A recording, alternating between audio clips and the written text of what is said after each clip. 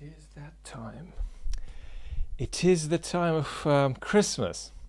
For those of you who celebrate it, or for those of you who celebrate the New Year, or for those of you who think however you think about this period, we're gonna share some book recommendations that could be lovely, modest presents for yourself, for people you love, people who have an interest in the sort of conversations you and I have been having on the 700 channels for the last 700 years.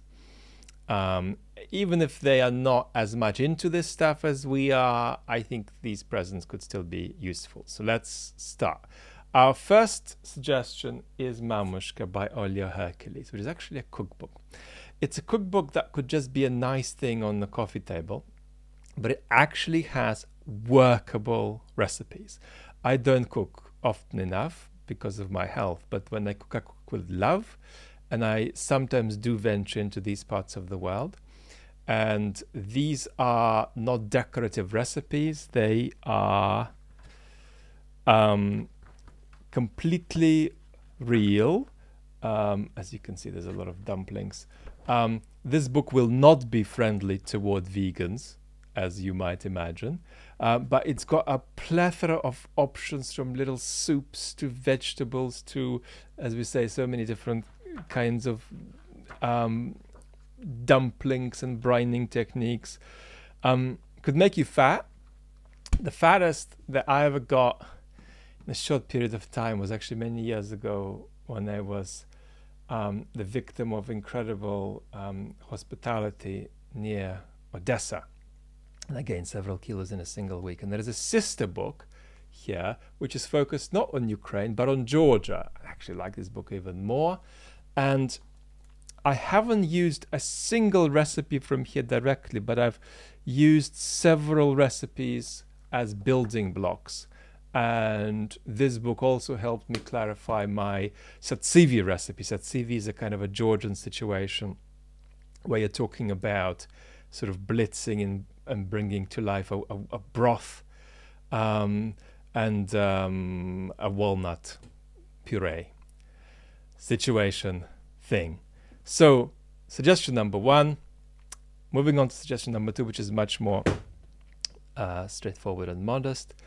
Serhii Plokhy's History of Ukraine. Obviously it stops a little short of where we are now in history, but it's an important and universally respected book about Ukraine's history. Third, this is a book that's not new. It's 7 years old, and Peter has written another book since. But Peter isn't just marvelous at talking about the informational environment. Peter is also really good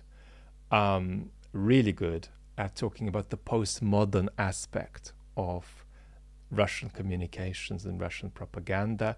And this book is a farcical account of all of this. Nothing's true and everything is possible. It's still highly relevant. This is the next option. And this is really only for people who read quite long biographies or maybe long history books. I don't want you to have this book for all of the gems in it. I'm only recommending it because of one essay. Isaiah Berlin, the public intellectual, about whom I'm doing a little project at Snail Space the last couple of years and more, visited the Soviet Union in 1945 and 1956 and spoke to two extraordinary individuals, Boris Pasternak, the author of Dr. Zhivago, and the poet Anna Akhmatova. These are electric encounters under extraordinary circumstances with extraordinary people. So there's a kind of a wild quality there. And it's a beautiful essay about this experience that Isaiah Berlin had. And in there you'll also find essays on Berlin's encounters and accounts of Churchill, Weizmann, Virginia Woolf, Einstein, and Isaiah Berlin just knew everybody. The next recommendation is another book by Isaiah Berlin. This is the first. It's called Russian Thinkers. It's a set of essays about 19th century Russian intellectual history. it's going to wake you up to just how anti-authoritarian and radical 19th century Russian intellectual life was. Because you might think, that period of Russia, Dostoevsky. No, that's the exception, the set of exceptions that proves the rule. It's one of Europe's greatest anti-authoritarian traditions. As I captures it, this is the first book that I ever read in English. I read it before I spoke English, so I didn't understand it. I started using words from it. This was in the mid-90s, before I could understand them. And within a year of reading this book, I could speak English pretty well. I wouldn't go that far, but pretty well. So it's lovely, and it's just short essays. Next suggestion is geeky. In other words, approach it with a pair of pliers. Don't get it, basically, unless you're getting it for someone who has basically got a degree, at least at undergrad level, in politics or in the social sciences. So this is Vyacheslav Morozov. It's one of his 2 books on Russia's post-colonial identity. And this is the story that Russia isn't just in the process of reckoning with being a declining empire. It's also reckoning with a kind of a bizarre process of internal colonization that is essential in his mind to understand where Russia is and how it might move.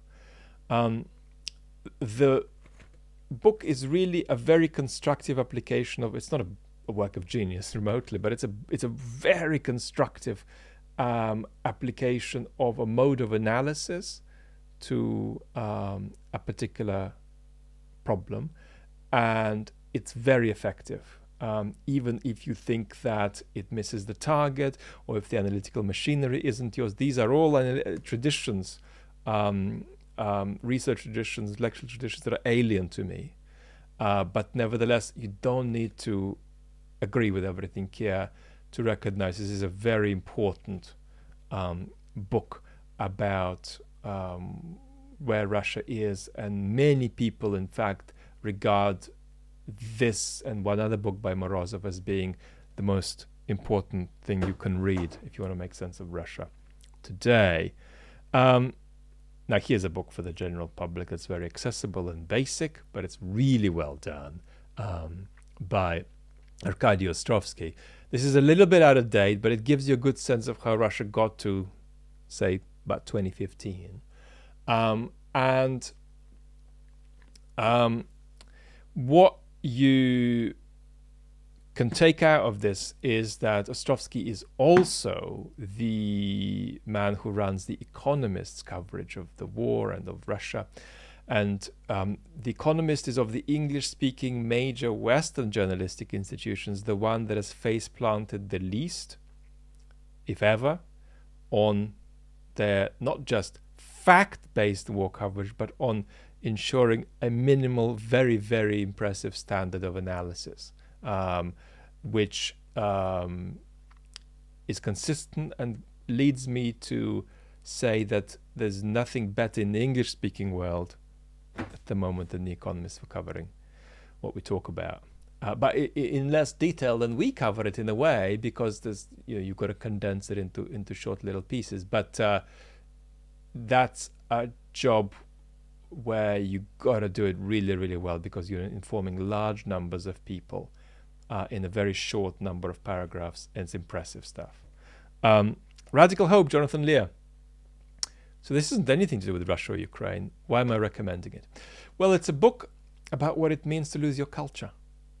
This is very relevant to issues of imperial domination and conquest. Now, it's a book about the Crow people in the Western USA in the century before last. And it's about what you go through when the social practices that underpin your virtues and values are just destroyed and moved from under your feet, and your way of life breaks down and you're moved to a reservation. You survive biologically, but your culture is not there anymore, and things don't make sense. How can you be courageous if the social practices that courage is tied to aren't any longer available? And your experience isn't an experience of not being courageous, an experience of the value of courage ceasing to be intelligibly part of your life. How do you deal with this? How do you move forward in a way that makes sense, in a way that allows you to find new meanings that aren't bullshit, but at the same time that also have some continuity with this set of social practices that came before, which you've lost. So this is a book about losing your culture. And I've got to say that around the world, many of the people I love have this book. They've had it for over a decade, because I give it to people I love very often. There's a couple of chapters in it that are difficult. Jonathan Lear is a professional philosopher, one of the 10 best philosophers writing about society and psychology today. He's also a professional, psychoanalyst. And so there's parts of that book that are difficult, but it's beautiful. Now, this is a special book. It's about 20 years old. What's special about it is that a lot of the best discussions of politics are really behind a closed door. They are too technical to be available to the most intelligent members of the general public who don't have a damn training in political theory. So how do we break out of this and point to some kind of book that's written for the general public that is an exceptionally lucid, skeptical, imaginative, realistic book about what it means for humans to practice politics? Well, we break out of that dilemma by saying John Dunn, The Cunning of Unreason. It's the best book on politics that is completely accessible to the general public, probably of the last few decades. Next. Oh, this is viscerally gruesome. It's a very recent book by Anthony Beever about the Russian Civil War. It'll be a major book, even if it sustains some criticism from colleagues. And I don't hesitate to recommend it both for the quality, but also for its recency. It's just been out for a few months. Last is a much more easygoing book. It's almost a coffee table book, and it's called Spin Dictators by Sergei Guriev and Daniel Treisman. You know how we talk about information autocracies, all that kind of stuff. Comes from these guys. We were talking about it before the book came out.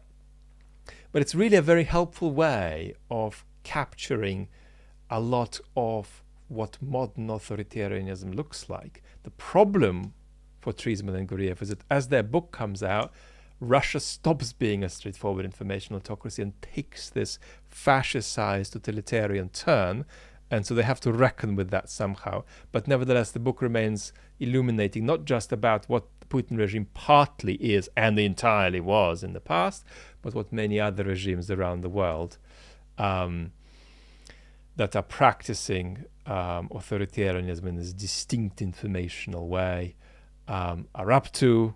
I recommend it.